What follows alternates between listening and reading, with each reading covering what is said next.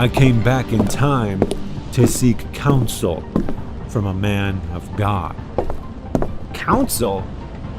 The future? Look, I don't, I'm not asking you to take it on faith, Pastor.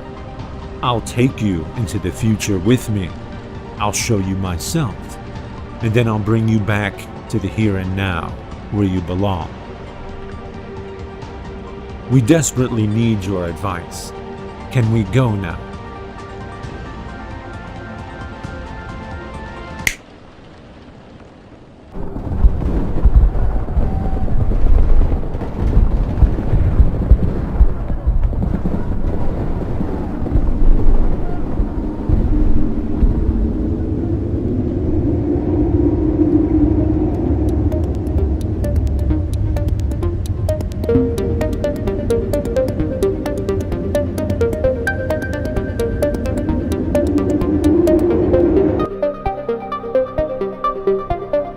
Wow! Where are we? When are we? We're about 3,500 years into the future, year 5520, in a place you once knew as Texas.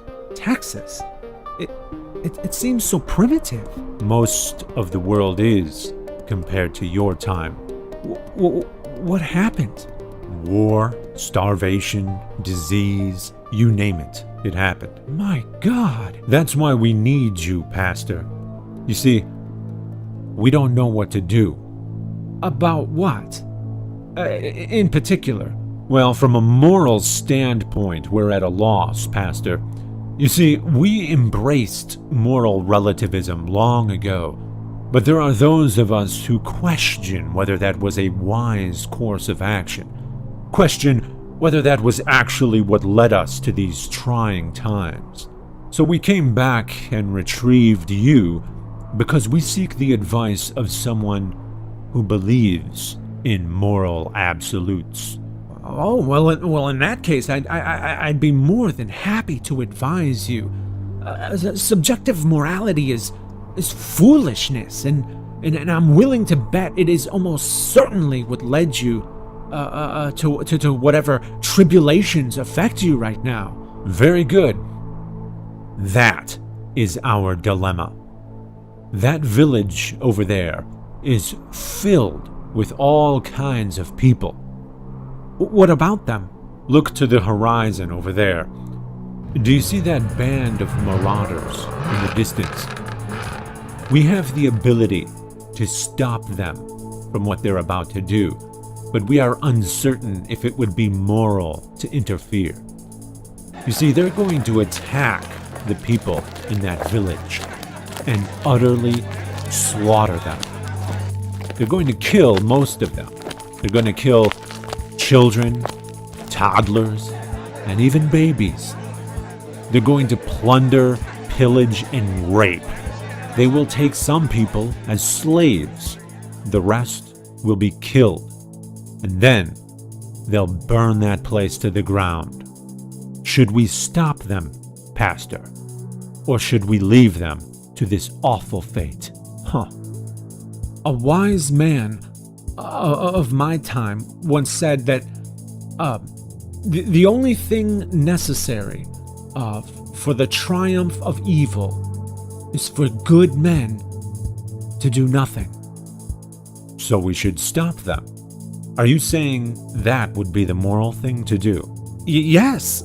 There's a definite right and a definite wrong. And they correspond with God's very nature. To allow babies to be butchered is objectively against what is moral. Interesting. So when we alter the time variable, you pass the test. Test? What are you talking about? We adjust multiple variables to test your consistency. You weren't the only one brought here, Pastor. We placed your wife and child amongst the people in that village. So your decision determines their fate as well. We then reveal this fact to you, as I have just now done, and then observe how the personal stake affects your moral decision. Okay, I see. Well, my decision stands, and I'm glad I made the right choice. So, as you can see, my moral choice remains consistent. Sir, please end this now. I wish to return home to my family. Are you sure about that, Pastor? Are you certain there is no circumstance when it is moral to butcher babies? My God, what a question! Of course there's no such circumstance. Look, you asked for my counsel as a man of a better, wiser time, a man of God who believes in the morality you people seem to have abandoned, and now I'm giving you that counsel. Do not allow those children to be slaughtered, sir. Do not allow my family to be killed. So you changed your mind then. Interesting. My hypothesis was correct. But what do you mean? I'm a time traveler, Pastor. I've asked your opinion about this before. What happens now will not be based upon your current counsel, but upon your previous counsel, when you thought these children and babies should be slaughtered. What? What are you talking about? I don't believe this. This has to be a mistake. I would never give such advice. Why? Why would I change my mind so drastically? Because I changed a key detail of our situation. You see, we did not actually travel 3,500 years into the future. We traveled 3,500 years into the past. Those people are the Midianites, who you believed were slaughtered by the Israelites on God's command in the book of Numbers, chapter 31, a command to kill every male, adult, child, and baby, to slaughter every non-virgin female, and then to take the virgins and plunder for themselves.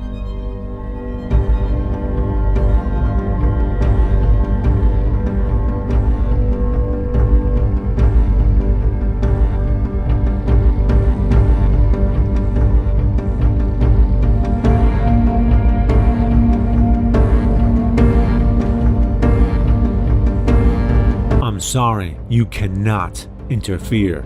You are here as an observer only and cannot physically interact with them. You are imperceptible to them. Please stop this. Look at them, Pastor. Is this objectively moral?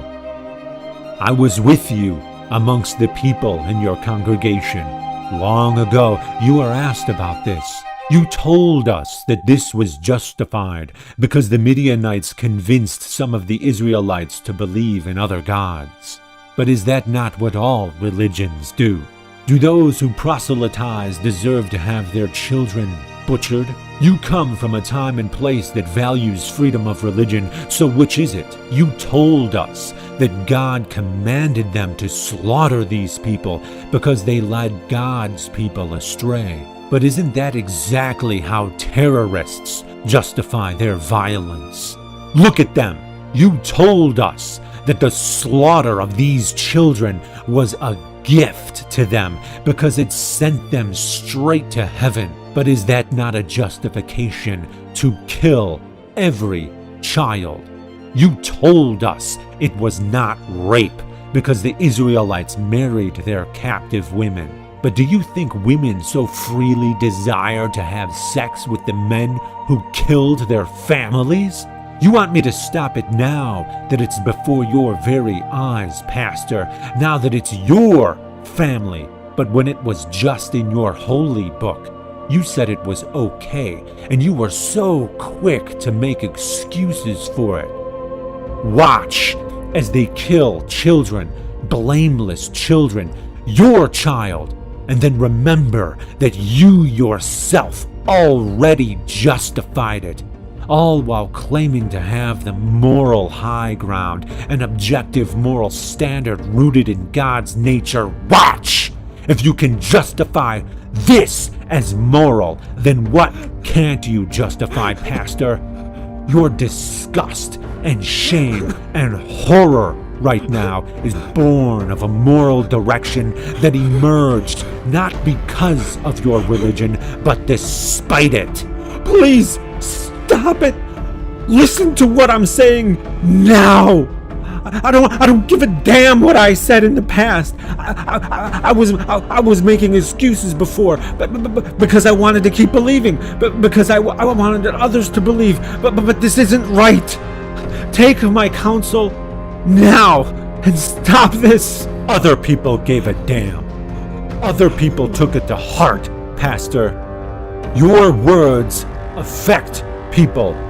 Your words have consequences beyond yourself. I can't stop it, Pastor, because it already happened.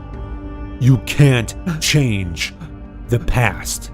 But you came! You came from the future and brought me here! That's changing the past, isn't it? No, Pastor. I'm not just some man from the future. You see, as it turns out, I am God, after all. And as God, I am merely an extension of your ego. In other words, I am you. And that's how we know each other so well. Listen to my voice, Pastor, and hear your own. Speaking for God is the easiest thing to do. People have been doing it for thousands of years, invoking God to justify their actions. Don't worry. Your family is fine. We didn't actually go anywhere. It's always the present. You can't affect the past, but you can affect the future. So if you don't want genocide to happen again, the first thing you should do, here and now, is stop justifying it.